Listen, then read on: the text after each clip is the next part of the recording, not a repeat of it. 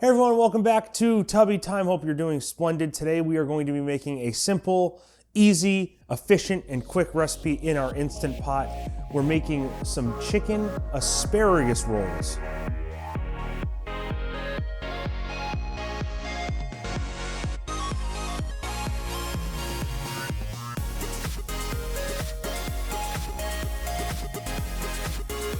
Okay, haven't done an Instant Pot recipe in quite a while. I think the last one we did was soup. So this is pretty exciting. So first thing we're gonna do is we're gonna take our cover off our Instant Pot, and we actually have to start on a saute setting. So we'll press the saute button, and then I am just going to take a stick of butter. I'm gonna cut a teaspoon and a half, tablespoon, whatever the hell they call them. And I'm just gonna let that melt down. And while we are waiting for our butter to melt down, we're gonna make some sauce. We're starting with a half cup of mayo. That looks like a half cup. Are you kidding me? We're doing 3 tablespoons of mustard, 3 tablespoons lemon juice, and then our good friend pepper to taste, and other good friend salt to taste. And let's just mix that all together. Definitely smells of lemon and mustard. All right, that can be set aside. Right here we have our asparagus. I don't know how much this is. It's one bundle, whatever. I'm just gonna cut the ends off. And then I'm gonna take them, throw them in our Instant Pot. We're just gonna let those saute in that butter. Try to mix it all together. It might be a little too much. I'm not really sure. And for good measure, I'm just gonna add a little bit of salt and pepper. One more stir. Now with our asparagus here, we're only sort of pre-cooking it because it's going to cook in the Instant Pot, so we're going to take this out in a second. It doesn't need to be browned or anything like that. We're just trying to warm it up a little bit. And then in the meantime, what I have out is a cutting board, a tenderizer, any hammer will do, some saran wrap, and 2 pounds-ish of chicken. We're going to pound this out. Nice. Once I take this out. All right. They're tendering up. They're getting tender. We're going to take them out. Looks good enough. Got some nice dark green color to them. And then we will just cancel that for now. All right, so we got really tiny chicken breasts here. I want to see if I can do 2 at a time. Not sure how it's going to work, but we'll see. All right. Yeah, it's working well. And we're going to go nice and thin with these because we want to make like chicken roll-ups or something. I'm going to stick with doing 1 at a time, I think.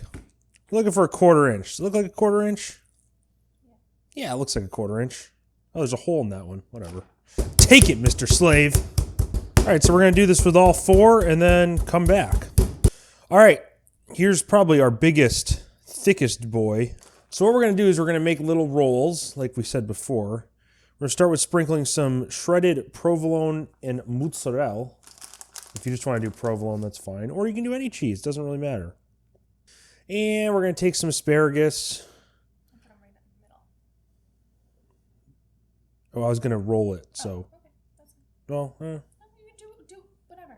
You can try them both ways. See, she yells at me for giving her advice, and then she gives me advice. See how I react? I said, well, I'm just going to do it this way. She goes, no, it's fine. You know, there's no yelling involved. Oh, my God. And now we're just going to roll it like so.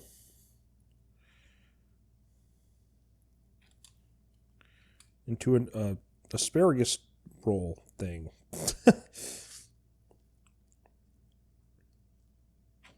Okay. That looks all right. Now I need a toothpick, and she's going to have to get me that. All right. How many toothpicks do I put in here, you think? 3. 3? Yeah. All right. The boss says 3, so we'll do 3. Yeah. Look at that. Think that was enough cheese I put in there? I think so.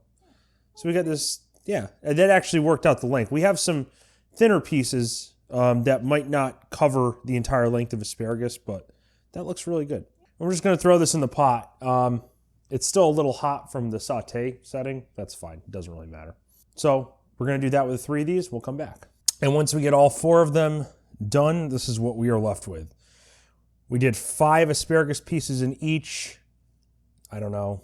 We just thought it was a good number. So, as a result, we have leftover asparagus. And because we touched them with our chicken hands, we're just going to throw those in there. And we have our sauce here. We're just going to throw this in. Drizzle it like so.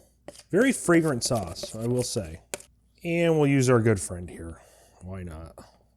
All right, lid on. Where are you? Where are you? Where are you? Pressure cook.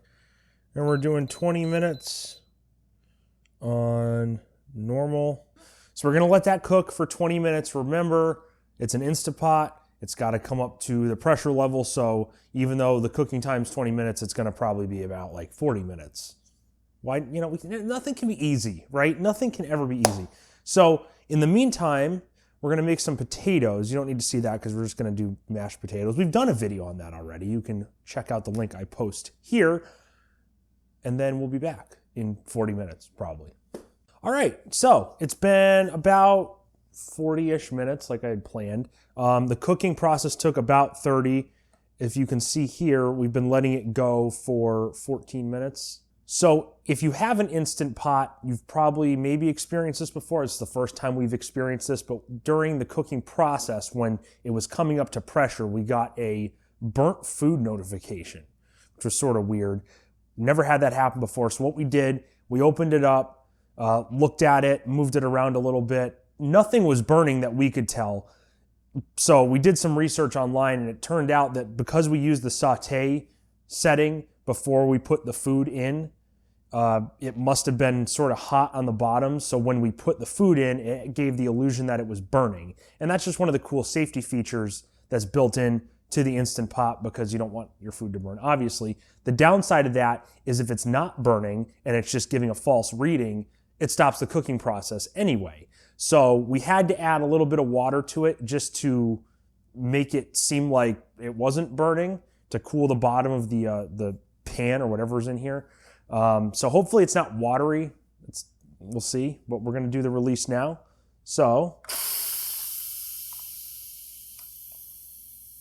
and one thing to mention is it was cooking the entire time. It wasn't like it was really bad or anything like that.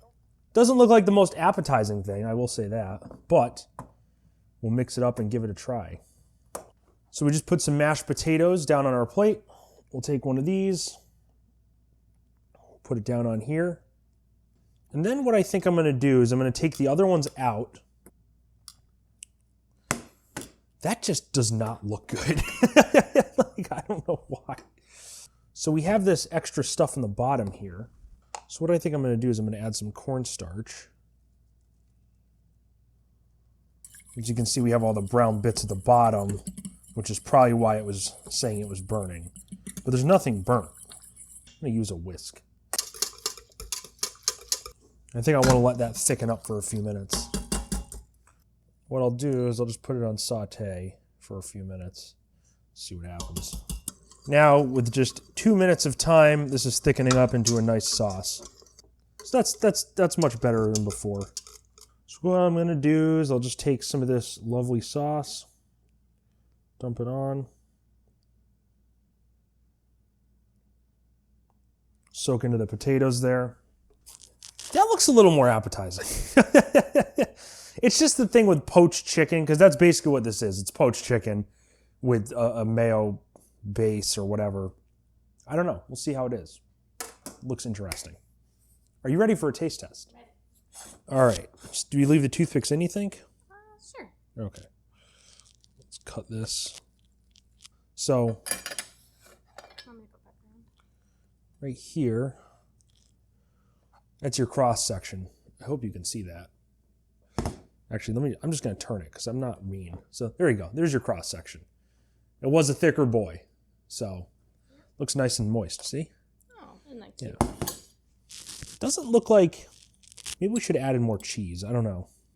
And the chicken falls apart. It's nice and moist.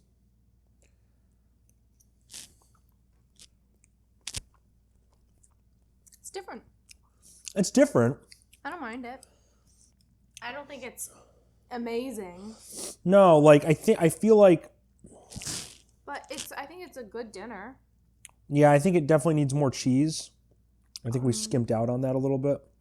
You definitely get a lot of that mustard Yeah. taste, which isn't bad.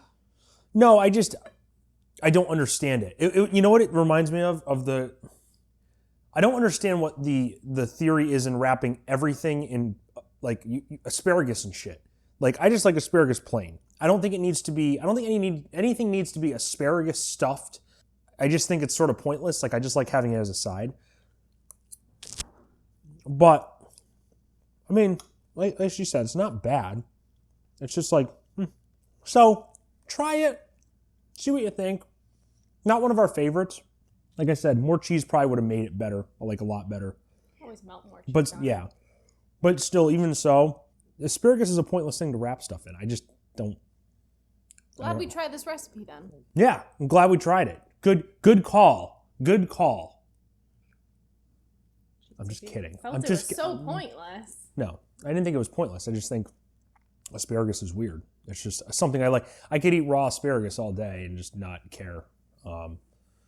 But it's a good meal to make, I think, with the potatoes and everything. You get your full helping, and it's healthy because it's poached chicken. So less calories if you're worried about that kind of thing. We're not, well, sort of, but, whatever. So in that case, thank you everyone for watching. Hope you enjoyed this episode. If you like what you saw, please like, subscribe, comment, leave us suggestions on things you want to see on our next episode. And until next time, everyone, stay safe, stay healthy. Stay tubby.